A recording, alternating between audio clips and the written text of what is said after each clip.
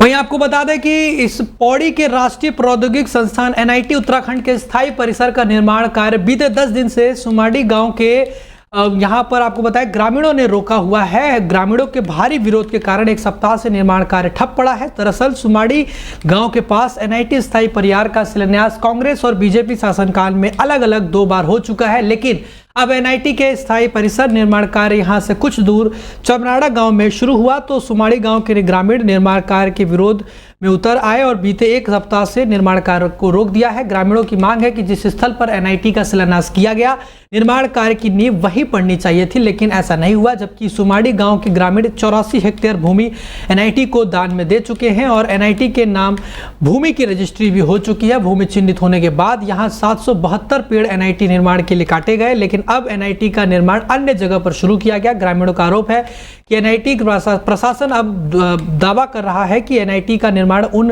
उपयुक्त भूमि पर नहीं होगा। ग्रामीणों का आरोप है कि एनआईटी का निर्माण अगर उनकी भूमि पर नहीं किया जाना है तो उनकी भूमि को चिन्हित करने के बाद यहां 772 पेड़ क्यों काटे गए। सुमाड़ी ग्रामीणों की मांग है कि एनआईटी का प्रवेश द्वार उनकी भूमि पर ही बनाया जाना चाहिए। जब तक एनआईटी का कार्य उनकी भूमि पर शुरू नहीं किया जाता वे एनआईटी निर्माण कार्य शुरू नहीं होने देंगे। वहीं पूरे मामले पर गढ़वाल कमिश्नर ने कहा कि ग्रामीणों के हुकूक का ख्याल रखकर ही एनआईटी का निर्माण होगा। एनआईटी विवाद को जल्द सुलझा लिया जाएगा। अच्छी बात है, सिर्फ अगर हम अपने हकों के नहीं लड़ेंगे तो हमारी जो आने वाली पीढ़ी है वो हमें कोसेगी कि आपने हमारी ज़मीनों को दान दिया पर उस ज़मीनों को हमें फ़ायदा क्या हुआ। तो हम इसके लिए लड़ेंगे और अपने अंतिम सांसें तक लगेंगे और जो भी हमें इसके लिए करना पड़ेगा हम करेंगे। और ये हमारी लड़ाई है, हमें किसी का विरोध नहीं करना है, पर हम अपने लड़ाई के लिए लड़ते रहेंगे और हम सबको साथ में लेके चलेंगे, पर हमने अपनी लड़ाई लड़नी है। सॉइल टेस्टिंग में शायद इसको बहुत उपयुक्त नहीं पाया जा रहा, लेकिन ऐसा नहीं है कि बहुत लंबी शिफ्टिंग हो रही है। शायद 5, 10, 25 मीटर ऐसा कुछ बताया गया है, लेकिन मुझे इसकी भी बड़ी स्पष्ट जानकारी नहीं है। मैं आज निश्चित रूप से इस बारे में डीएम से पूरी जानकारी करने के बाद जो सर्वाधिक सुलभ समाधान हो सकता है उसको करवाने का प्रयास। लक्सर में एक ऐसी जगह है जिसे पंचलेश्वर के नाम से जाना जाता है। इसके बारे में कई कहानियां प्रचलित है। कहा जाता है कि इस जगह अज्ञातवास के दौरान पांडव ने एक मंदिर का निर्माण किया था जिसे पंचलेश्वर महादेव मंदिर का नाम दिया गया।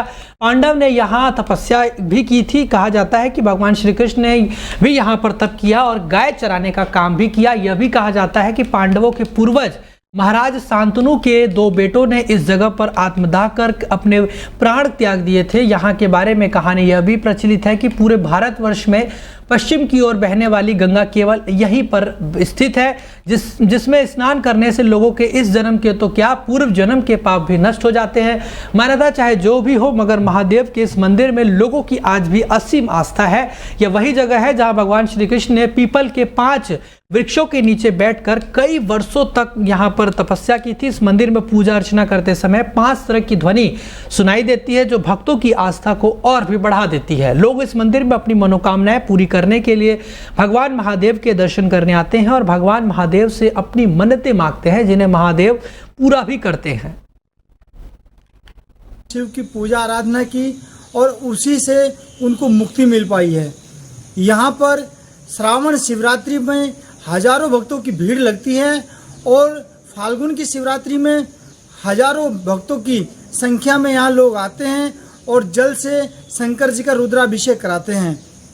से आवाज़ आती है महादेव में अलग और नंदेश्वर महादेव में अलग से उच्चारण करते हैं तो 9 तरह की ध्वनियाँ गूंजती हैं।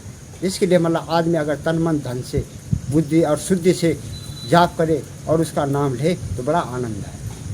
यहाँ मंदिर कालांतर में भगवान श्री कृष्ण जी की भी तपस्या रही है और पांडवों की भी तपस्या रही है। पांडवों ने यहाँ खुद इस शिवलिंग का निर्माण किया था। यहाँ पश्चिम वाहिनी गंगा जो मतलब उल्टी बहती है।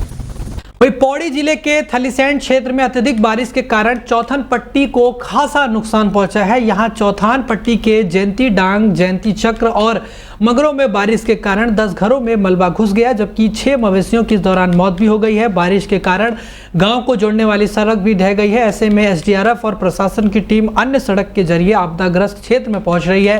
वहीं डीएम पौड़ी ने बताया कि बारिश के कारण जिले में 33 मार्ग लैंडस्लाइड और ढहने से बाधित हुए हैं, जिसमें 6 स्टेट हाईवे शामिल है। बाधित मार्गों को यातायात के लिए सुचारू किया जा रहा है। तो थलीसैंड में कुछ घरों में लगभग एक गांव जैती डांग और जैती चक और उसके पास में ही एक और प्लेस है जिसका नाम मगरो है, वहाँ पे कुछ क्षति की सूचना है जिसमें 8 से 10 घरों में पानी भरे जाने और गौशाला में कुछ जानवरों की डेथ का, जिसमें एक गाय और कुछ बकरियों की डेथ के संबंध में इन्फॉर्मेशन आई है।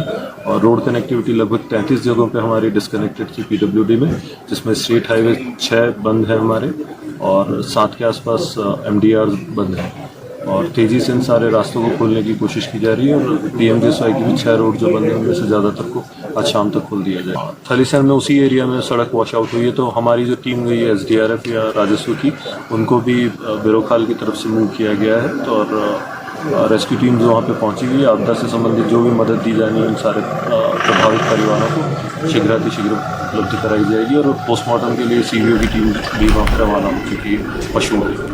वही खटीवा में नगर पालिका क्षेत्र के अंतर्गत लंबे समय से बड़े मांस की दुकान अवैध रूप से चलाई जा रही है। क्षेत्र में न तो स्लॉटर हाउस बना हुआ है, उसके पश्चात भी बड़ा मांस खुलेआम बेचा जा रहा है, जिसमें न तो किसी प्रकार के मानकों को ध्यान में रखा जा रहा है। ज्ञापन देने वालों ने आरोप लगाया है कि प्रशासन की मिली भगत से मांस बेचा जा रहा है। नगर पालिका शासी अधिकारी द्वारा इस पर कोई कार्रवाई न किए जाने के पश्चात लोगों के द्वारा उप जिलाधिकारी को अवगत कराया।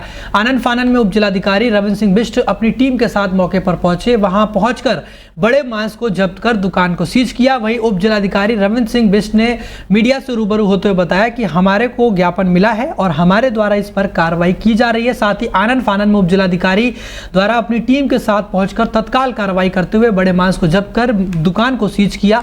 साथ ही उप जिलाधिकारी ने यह भी बताया कि मेरे द्वारा नगर पालिका अधिशासी अधिकारी को सावन माह को मद्देनजर रखते हुए सभी मांस की दुकानों बंद करने का आदेश पहले ही दे दिया गया था, लेकिन अधिशासी अधिकारी द्वारा इस पर कोई कार्रवाई नहीं की गई है। तो लोगों द्वारा स्वयं मुझे अवगत कराया गया और मेरे द्वारा स्वयं इस पर कार्रवाई की गई है। ज्ञापन देने वालों में कामिल खान, जीवन धामी, भवानी भंडारी, जफर खान, मुन्ना शेर खान, मुस्तकीम मलिक, तारिक मलिक इत्यादि लोग उपस्थित रहे।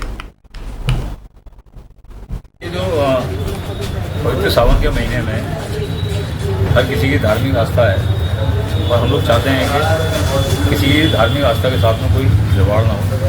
और जिस तरीके से प्रशासन अपनी मुस्तैदी से काम कर रहा है कि मुख्य मार्गों पे उनको रोक रहा है, होटल और ढाबे जो है बंद कराए गए हैं, लेकिन उसके बावजूद ना बड़े जानवरों की मांस की अवैध रूप से बिक्री हो रही है यहाँ पर। और नूरी मस्जिद के आसपास शिकायत प्राप्त हो रही थी कि बिना स्लॉटर हाउस के यहाँ पर जो बड़े मांस को है काटा जा रहा है और बिक्री किया जा रहा है। इसी सिलसिले में आज मैं छापामारी और एक दुकानदार यहाँ पर हमने जिसमें ये बड़ा मांस बिक्री करते हुए मिला गया, उसको हमने सीज कर दिया और मांस को जब्त कर लिया, उसको दफना देंगे और विधिक कार्रवाई की।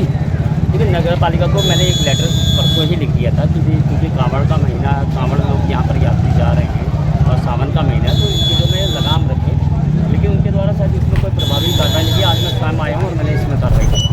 वहीं मसूरी में भारी बारिश के बाद बहुत नुकसान हुआ है, जिसको लेकर मसूरी देहरादून मार्ग कोलू खेत के ऊपर सड़क पर पहाड़ का हिस्सा गिरकर टूट गया, जिससे मार्ग बाधित हो गया है। वहीं मसूरी देहरादून गलोगी धार पर भी भारी भूस्खलन होने से के बाद जो है मार्ग जो है काफी प्रभावित हुआ है। वहीं आपको बताएं कि हाल ही में लोक निर्माण विभाग के द्वारा सड़क का निर्माण का कार्य शुरू किया गया था, परंतु देर रात को हुई तेज बारिश से सड़क किनारे पुश्ते की निर्माण को ढह गया, जिससे मार्ग काफी संकरा हो गया है, जिस पर प्रशासन के द्वारा भारी वाहनों के लिए मार्ग को पूर्ण रूप से बंद कर दिया गया है। वहीं मसूरी किमाडी मार्ग पर भी भारी भूस्खलन होने से मार्ग क्षतिग्रस्त हो गया है, जहां पर वाहनों की आवाजाही में भी काफी दिक्कत आ रही है। मसूरी लाइब्रेरी मार्ग बस अड्डे के पास भी सड़क धंस गई, जिससे मार्ग पूरी तरह से क्षतिग्रस्त हो गया है। बताया जा रहा है कि जल निगम के द्वारा सड़क के नीचे पाइपलाइन डाली थी, तो वह पाइपलाइन लीक होने से ब्लास्ट हो गई, जिससे सड़क में बड़ा गड्ढा हो गया है। वही सड़क का एक बड़ा हिस्सा क्षतिग्रस्त हुआ है। एसडीएम मसूरी डॉक्टर दीपक सैनी द्वारा सड़कों का निरीक्षण किया गया। उन्होंने बताया कि इस समय मसूरी की ज़्यादातर सड़कें क्षतिग्रस्त हो गई हैं, जिससे वाहनों की आवाजाही में बहुत ज़्यादा दिक्कत हो रही है। उन्होंने बताया कि मसूरी देहरादून मार्ग पर 2 जगह भूस्खलन हुआ है, जिस मार्ग पर बाधित हुआ है जेसीबी के माध्यम से मार्ग को खोल दिया गया है। मसूरी देहरादून गलोगी धार पर भूस्खलन के बाद मार्ग संकरा हो गया है, जिसको देखते हुए मसूरी देहरादून मार्ग पर बड़े वाहनों की आवाजाही पूर्ण रूप से बंद कर दी गई है। उन्होंने बताया कि अगर तेज बारिश होती है तो संभावना जताई जा रही है कि मार्ग पूरी तरीके से क्षतिग्रस्त हो सकता है। ऐसे में मसूरी की मार्ग को मसूरी से आने जाने के लिए इस्तेमाल किया जा सकता है। सुरक्षा की दृष्टि से वहां पर अधिकारियों को निर्देशित किया गया है। कई जगह मार्ग संकरा है तो कहीं पर सावधानी बरतने के लिए सूचना भी लगाए जा रहे हैं। उन्होंने बताया कि मसूरी लाइब्रेरी जाने वाले राष्ट्रीय राजमार्ग 707A की सड़क बस अड्डे के पास धंस गई है, जिससे सड़क के बीचों बीच बड़ा गड्ढा हो गया है। उन्होंने कहा कि मसूरी लाइब्रेरी मार्ग को भी आवाजाही के लिए बंद कर दिया गया है। इसके कारण जो है हमारी ऑलरेडी सड़कें काफ़ी डैमेज हुई हैं। गलोगी में कोलूखेत के पास में सड़क डैमेज थी, वहाँ पे भी भारी वाहनों का जो है आवागमन प्रतिबंधित किया गया है। अभी यहाँ पर जल निगम की एक पाइपलाइन है, पुरानी पाइपलाइन, उसके कारण जो है वो पाइपलाइन के कारण फटने की सूचना आई थी। उसके कारण आप लोग देख सकते हैं कि सड़क केबिन हो गई है, नीचे की तरफ पूरा बैठ गया है।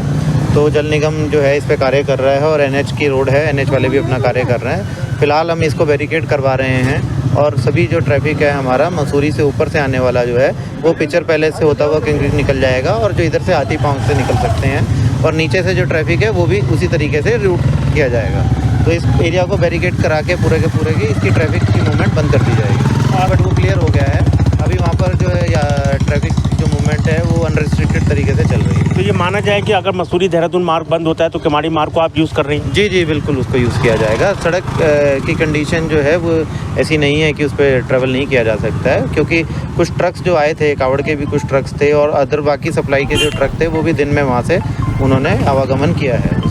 वहीं गुरुवार को रामनगर एसडीएम ने क्षेत्र के बाढ़ प्रभावित इलाकों का निरीक्षण किया। इस दौरान एसडीएम ने क्षेत्र पटवारियों से अपने अपने इलाकों का जायजा लेकर राहत कार्यों में तेजी लाने का निर्देश दिया है। आपको बताएं कि इसके अलावा उन्होंने आपदा प्रभावित क्षेत्रों में अहेतुक राहत के लिए चेक भी वितरित किए हैं। बीते दिन हुई मूसलाधार बारिश से सवालदे पूर्वी क्षेत्र के 15 मकानों में मलबा और पानी आने से राशन और कपड़े इत्यादि की क्षति हुई।